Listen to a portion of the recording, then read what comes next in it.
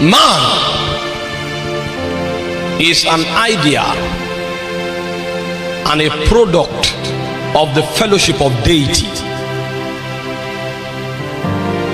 What we call man is an offspring of deity. In the beginning, in eternity past, before God began the project of creation, when God dwelt in himself, when eternity had not even been created, that community of the divine, in their intense fellowship and koinonia, you know, when nothing was created and nothing was, only God was, there was a communion, a fellowship, an intense interaction that existed between that community of three beings. And the Father interacted with the Logos, and the Logos interacted with the Spirit, and the Spirit interacted with the Father, and this communion continued for aeons that could not be fabricated into time. Intense koinonia went on between this tripartite communion of the divine, dwelling in nothing but in themselves. And an idea was bettered, a song was sung between this fellowship of the divine, and what was produced from there was an ideology of a being called man. That means you have no reality apart from that atmosphere of koinonia where you were born from. That is your habitat. You cannot exist apart from that intense energy and vibration that flowed between the Father, the Logos, and the Spirit. The idea of man was to create a being that could walk in the depths and the belly, the womb of the fellowship between deity, so that offspring of deity could live and carry the presence, the life, and the essence of deity from place to place. He was sought out of the invincible world and planted in the visible world. And the idea is that he becomes the gateway, the portal, the access point, not just into the spirit realm, but into the heart of the Father. So every time man shows up, what you see is not even the spirit realm. What you see is what makes God God, because man becomes the proponent, the propensity, and the effulgence of the divine. You are not a creator that have reference in yourself. The reference of man is the totality of the Godhead.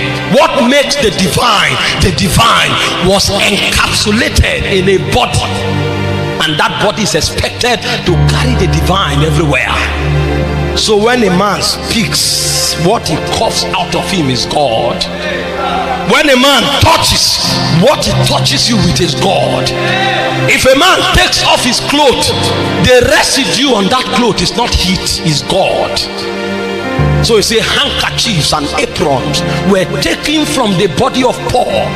He didn't pray upon them. What left the handkerchief was not sweat, it was a residue of the God life. And he said that handkerchief was casting out devils, because in the cradles of eternity, in the archives of God, in the chronicles of kings, what was written concerning man is that he will be a carrier of deity.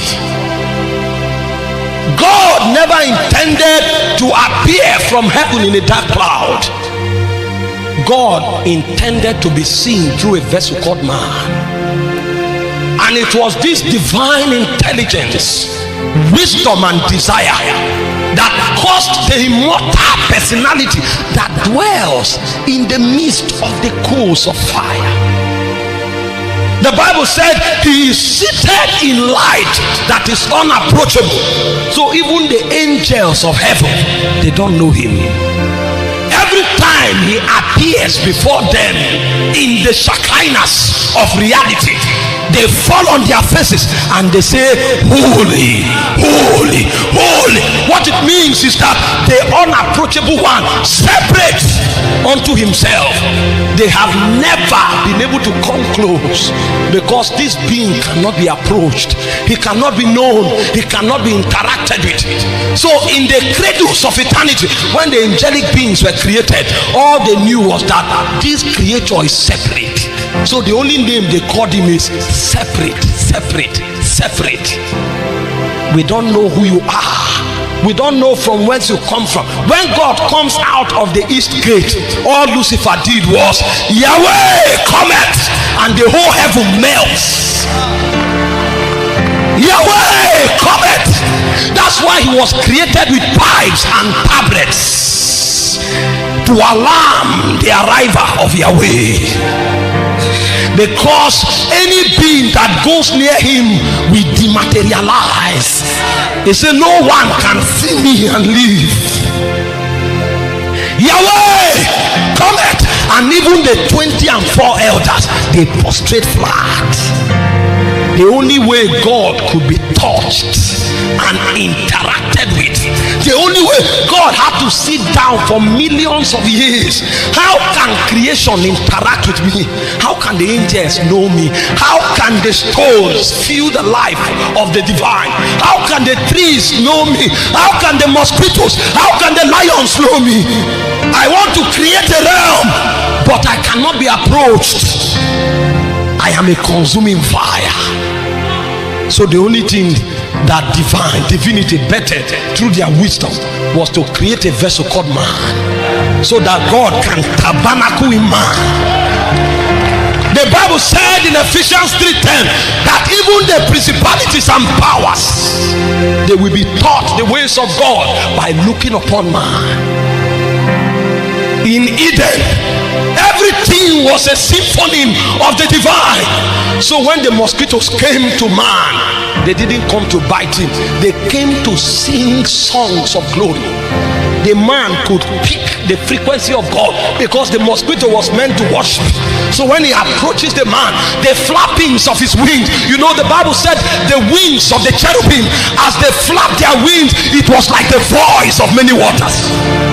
So when the mosquitoes show up, they are bringing worship, and Adam can sense that vibration of God from the mosquitoes. When the lions see him, they see the effulgence of the divine. When David was carried to the spirit and he saw what God planned in the slate of eternity, he now said, what is man that thou art mindful of him, and the son of man that thou did visit him?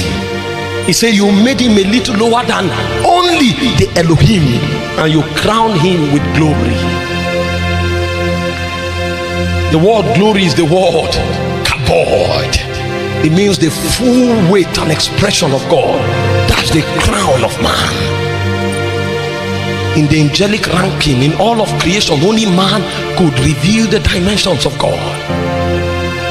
And Lucifer had perceived these things, so he wanted to enter into it. I will exalt my throne above the stars of God, above the clouds of the heavens, and I will be like the Most High. But it was not given to him, because when the divine was communing, no angel was given that status. And on account of Lucifer's attempt to be like deity, he was dethroned from heaven. So when Lucifer saw the man, so you are the one that God had this plan for, he came and made sure that man violated the protocol, because the man after God cannot be destroyed. The only way you can attack that man is for him to self-destruct. And Lucifer understands that the technology of self-destruction is the technology of rebellion. So he brought it in a subtle way by seduction. The word is called nakash. It means the whispers of an encounter, the humans of divination. He whispered to the man, and the man went the way of rebellion and fell. And the prophet said, how art thou fallen?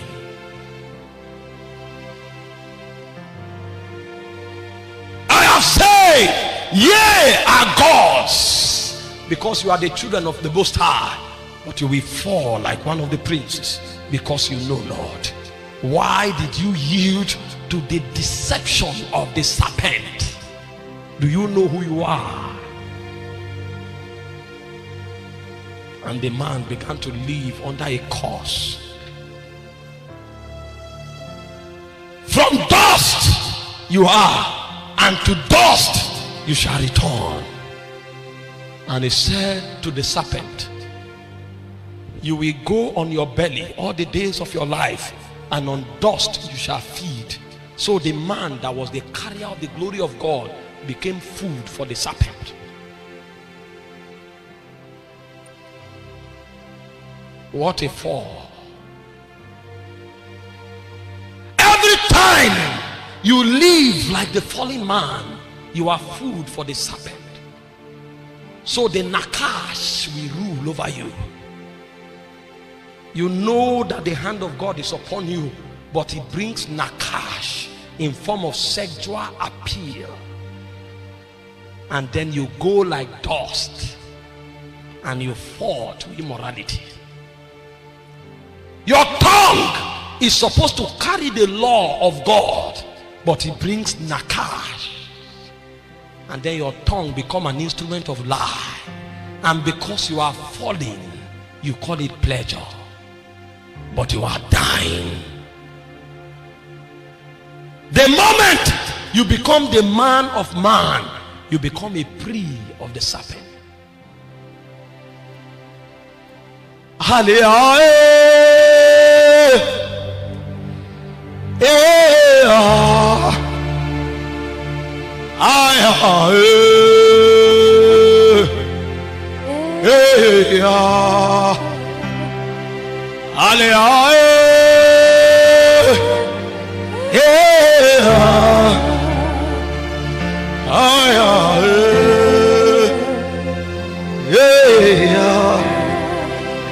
So the first effect of the fall is that we became food for the devil. The fallen man is dust, and the serpent feeds on dust.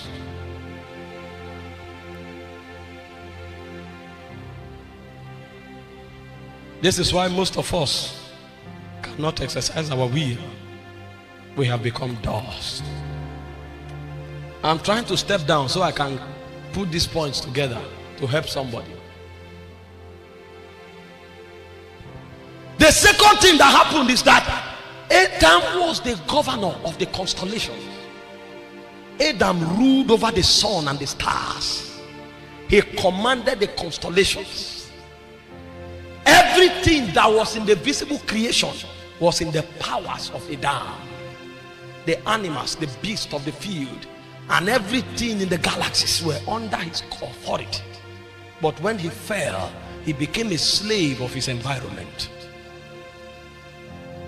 This is why many of you are virgins, but before you are in 200 level, you were disflowered. You became a slave of your environment. And the authority that he had was handed over to the serpent. So when he met Jesus on the Mount of Temptation, he said, bow to me, I will give you the glory of the world. And Jesus never challenged the statement, because the one that had the glory of the whole universe handed it over. In Songs of Solomon chapter 1 verse 6, he said, do not look upon me that I'm dark. He said, the sun has looked upon me. The sun that the man ruled over, the sun now rules over him. Because what? The devil was a cherub, and the cherubims are creatures of eyes. And everything they look upon, they transmit their life through it. So the moment he took authority over the sun, he could transmit his life through the sun. And every time the man is ruled by his environment, what enters him is the darkness that was in the heart of the devil. In Psalm 121 verse 4, he said, the sun shall not smite you by day, nor the moon by night. The sun was meant to tell man the seasons of God. But now the sun has become a smiting agent. And the sun is not just the constellation. Everything that brings light to the flesh is the Son.